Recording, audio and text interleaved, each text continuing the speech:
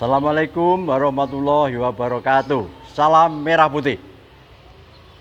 Pertama-tama saya ingin menyapa saudara-saudaraku yang berada di Desa Bungurasih secara keseluruhan. Saya ingin yang pertama-tama ini adalah menyamakan persepsi.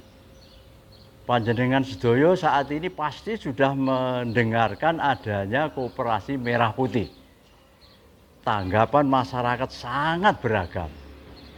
Di media massa berseliweran pendapat macam-macam yang akhirnya bisa membuat kita menjadi bingung.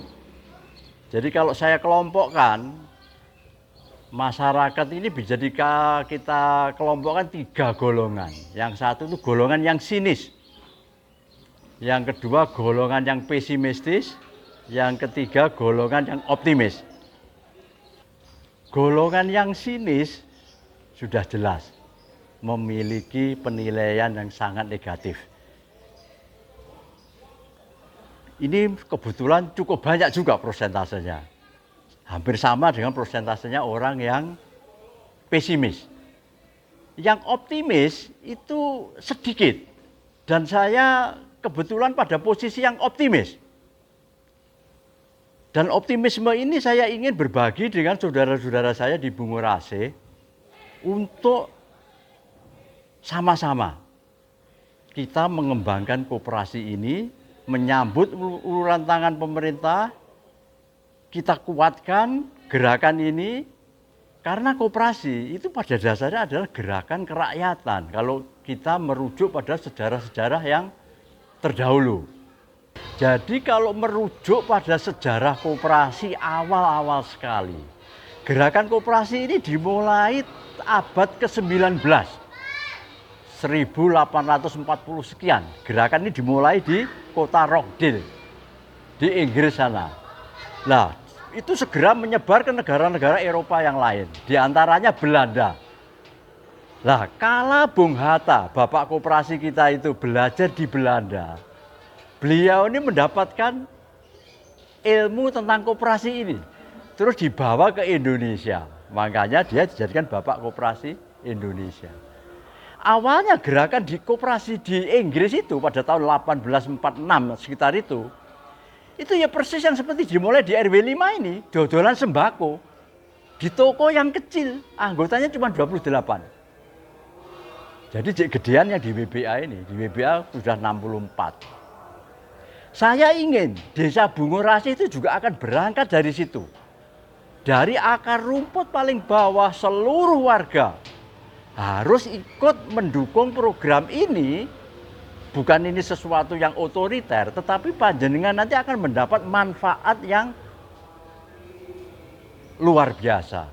Di antaranya, uang yang sampean simpan itu nanti akan mendapatkan return atau hasil yang jauh kalau uang itu sampai simpen di bank. Sampai nyimpen di bank itu sekarang sampai 50 juta gak oleh bunga. Malah dipotong biaya admin.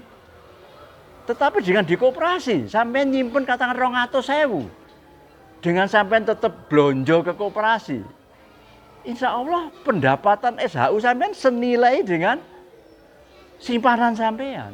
Itu loh gambarannya.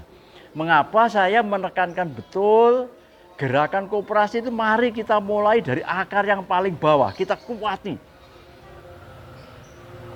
Sehingga kalau ini sudah kuat, kita tidak berpikir kucuran dana dari mana-mana lagi. Syukur-syukur nanti dapat bantuan. Ya. Jadi saya yakin gerakan ini akan sukses di Bungurasih, tetapi dengan 3 prakondisi. Pertama, militansi anggota. Setiap warga mesti mempunyai dorongan hati untuk gabung. Yang kedua, mempunyai komitmen. Nek aku wis dadi anggota koperasi, aku belanja mesti ning gone tokone koperasi. Ibaratnya larang-larang sithik karena nanti batine itu balik maneh, itu tetap dilakoni. Gambarannya begini, Saudara. Sampeyan belanja katakan yang Alfamart atau mana. Sampeyan ngetokne dhuwit 100, ya wis ilang, dalan ilang 100 iku. Tetapi nek sampeyan blonjo ning koperasi, 100 iku jek ono balike ning sampeyan pada akhir tahun. Itu gambarannya koperasi itu. Sehingga koperasi itu sebetulnya memang gerakan untuk dari anggota untuk anggota. Jadi memang saling memberdayakan semangatnya itu. Bukan gerakan dari atas ke bawah, sifatnya instruksional. Tidak bisa. Jadi mesti dilandasi kesadaran dari bawah. Dengan demikian, insya Allah kita akan kuat. Prasyarat yang lain adalah dukungan dari Pemdes. Pemdes harus mendukung sepenuhnya. Dengan mengimplementasikan, menerapkan pasal 33 Undang-Undang Dasar 45, yaitu sumber daya alam yang strategis yang dikuasai oleh desa dalam hal ini. Nek undang-undang kan oleh negara. Yang dikuasai desa itu hendaknya dimanfaatkan sebanyak-banyak untuk kemakmuran warga. Tidak ada artinya Bung Rasa predikat desa mandiri kalau rakyatnya stunting. Itu Pemdes bisa dosa itu. Jadi kalau kita posisinya itu mandiri, rakyatnya harus sejahtera. Dengan cara apa? TKD itu serahnos koperasi. Biar dikelola. Anggota kan punya skill macam-macam. Tanah kosong itu ono sing skillnya peternakan yo cek gawe ternak ning kono, sing yo pinter tani yo cek gawe pertanian ning kono, sing pinter dodolan gawe resto yo gawe yo resto ning kono. Gitu konsepnya. Hanya dengan begitu dukungan Pemdes yang sepenuh hati seperti itu untuk mesejahterakan rakyatnya, tujuan ini akan tercipta. Nah, yang ketiga ini yang krusial, saudara. Pertama tadi ada militansi, kedua ada dukungan Pemdes, yang ketiga yang penting, pengurus yang amanah. Pengurus amanah itu harus dia mempunyai mindset bahwa iki duwike wong akeh sing tujuannya untuk membangun kebersamaan supaya saling menguatkan. Jadi kalau sampean cedera di situ sampean dosane ndak karu-karuan itu. Jadi amanah yang perlu dipegang oleh para pengurus. Bahkan syukur-syukur saya mempunyai semacam tagline ya. Pengurus ini hendaknya memiliki semacam mentalitas. Ojo golek urip ning koperasi. Jangan mencari hidup di koperasi, tetapi hidupilah koperasi. Lah kok hidupku kondi, Pak? Hidupmu wis dijamin karo Gusti Allah, wis sampean manut ae lah. Termasuk sampean dadi pengurus ini termasuk kerenae Gusti Allah. Dadi wis ditampa lah gak usah ngersula.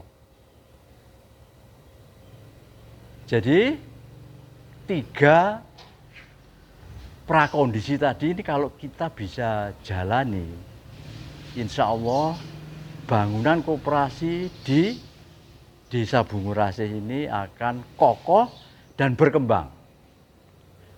Supaya bisa berkembang, pemahaman ini tidak hanya berhenti pada kita, tetapi anak-anak kita juga harus kita beri pemahaman. Sehingga nanti rencana saya, tim saya ini mesti ada yang masuk ke sekolah-sekolah memberikan pemahaman ini. Bahkan mungkin usul saya terlalu ndaki-ndaki ya. Kurikulum koperasi itu mestinya ada. Karena koperasi itu soko guru ekonomi bangsa coba. Lah nek wong ditakoni koperasi ya apa gak paham gak susah. Jadi kuncinya di samping 3 itu tadi keberlanjutan itu penting. Oke, demikian yang perlu saya sampaikan.